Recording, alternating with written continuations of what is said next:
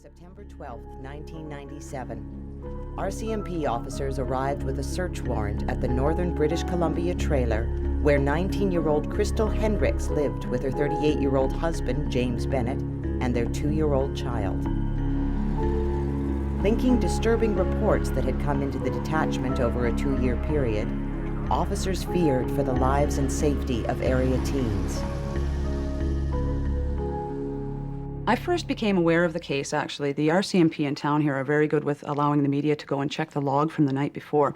And I had noticed that there was a notation in the log, the RCMP log, about child prostitution. The lid was kept on it fairly tight. And then they sent a news release out in September 1997 that they'd made an arrest of 2 Willow River people, Crystal Henricks and James Bennett. In a back room of the mobile home, officers discovered a crude video editing suite. When one of them hit play on a VCR, the screen came to life with the image of Crystal Henricks sexually abusing a 3-year-old boy. Then, later on the same tape, a 9-year-old girl. That's when they first started to realize the enormity of what they had discovered here, because the entire house was closed-circuit wired. There was a small camera they discovered in the light fixture in the ceiling, and then they subsequently discovered it was a 2-way mirror. And there was a camera inside the bedroom on the other side of this mirror, so the whole place was wired. Was the childlike teenager on the tapes a guiltless victim of her domineering husband, or a female sexual predator responsible for initiating sexual abuse?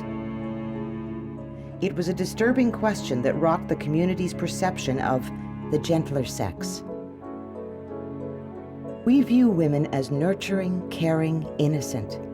They are our mothers, our sisters, our grandmothers. The concept of women as sexual predators is alien to us. As a society, we prefer to deny that such women exist.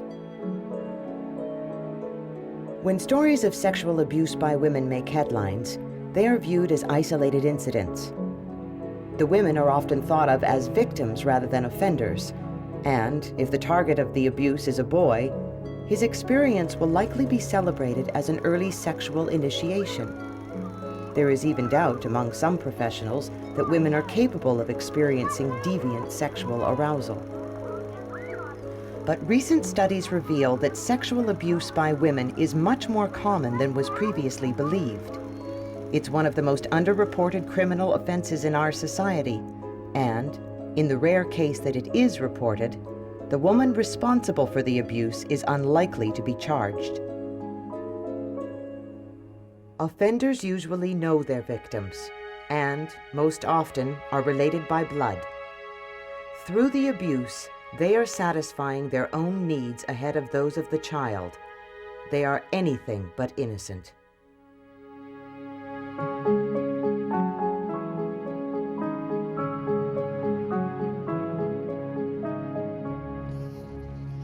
The modus operandi, I guess you could say, was in a lot of cases the babysitting, because they had a young baby at the house, and so they would lure younger girls and boys to the house under the pretext of babysitting for them, and then they would subsequently become drugged, and then they would be abused. One of Henricks' first victims was Tammy. She was 13 years old when the abuse started. She came to my house and said that she wanted me to babysit for her.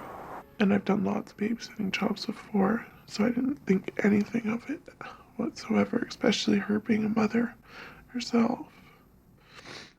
As a result of the police search and victims' reports, Bennett and Henricks were charged with a combined 29 counts, including 11 charges of sexual abuse. September 1997, she was making her first court appearance. And I remember the first time I saw her, they brought her down from the cells on the second floor into the courtroom, into the prisoner's dock, and I was immediately flabbergasted because she looked so innocent, she was so slight, small in her build, and so young, and I thought, she can't be a sex offender. It's impossible. Initially, you would hear murmurings around the community that perhaps she was only 19 years old, she was married to a 37-year-old, perhaps there was some sort of coercion there, perhaps she was a victim of an older man. And as things progressed, that became less and less the case. You could hear murmurings that she was just as much a party to this as he was. So the perception changed.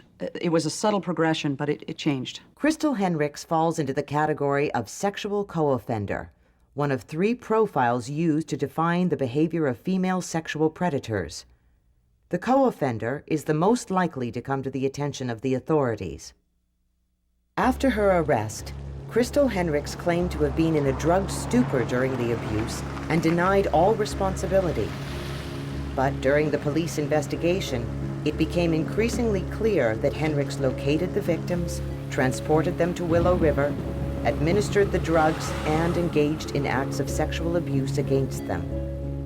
When police first saw Tammy on videotape, they couldn't detect signs of life for several minutes and feared that they had acted too slowly in making the arrests.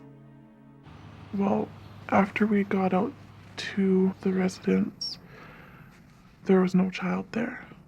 And she started making me drinks and asked me if I wanted more drinks. And then after about a couple hours, I started to feeling sick. And then she offered me some blue pills and said they were butterfly pills to help ease my stomach pain.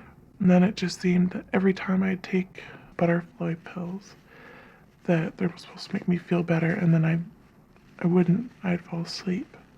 So I started getting suspicious. RCMP officers were faced with the difficult job of locating the victims on the tapes to inform them that they had been drugged with Zoplicone, the date rape drug, which causes loss of consciousness and amnesia. They were then videotaped while being sexually exploited. The tapes were used as one source of evidence. Another key source was Henricks' diary. The diaries did shock me. The content of what they had written back and forth to one another and put in those diaries was very, very disturbing. For example, the diaries mentioned some very graphic scripts. One case they had written out, or she had written out, it's all in her handwriting and she admitted it on the stand. She had written out a script involving a very young girl, had to be a virgin, and ultimately it ended up with the expression, "then finish her off." Once the public learned of those diaries, that solidified their opinion of her role, absolutely, as being very well aware of what was going on. Crystal Henricks finally went to court in early 1999. Although she pleaded not guilty, claiming to have been a victim of her husband and to have no memory of the offenses, the court felt otherwise. On April 20th, 1999, Judge Glenn Parrott convicted Crystal Henricks on 8 counts. He listened to the evidence, her evidence, and the evidence of the victims, and he found that that there was the sheer improbability of her evidence, and this goes directly to her awareness of what's going on. And he states, it was almost always Crystal Henricks who made the arrangements that brought the victims to the residence and under their control. It was almost always Crystal Henricks who spoke to the parents of the victims and provided transportation. In almost every case, it was Crystal who provided drugs in the form of cocaine, ecstasy, or little blue pills, often in the car while transporting the victim to Willow River. So he's saying very clearly here that he did not believe that she was oblivious to what was going on. She was well aware of it, and I suggest that's probably why she got 13 years. It changed me. It ruined my teenage years. All of it. I just want anybody in the same situation to come forward and tell somebody so it doesn't go on and on to so many other people. A month after Henricks' trial, the mobile home where she and Bennett abused their victims was burned to the ground. No one claimed responsibility for igniting the blaze, but Willow River residents were relieved to have the physical reminder of this horrifying episode gone from their community. Crystal Henricks waits at the Burnaby Correction Center for Women while she appeals her 13-year sentence.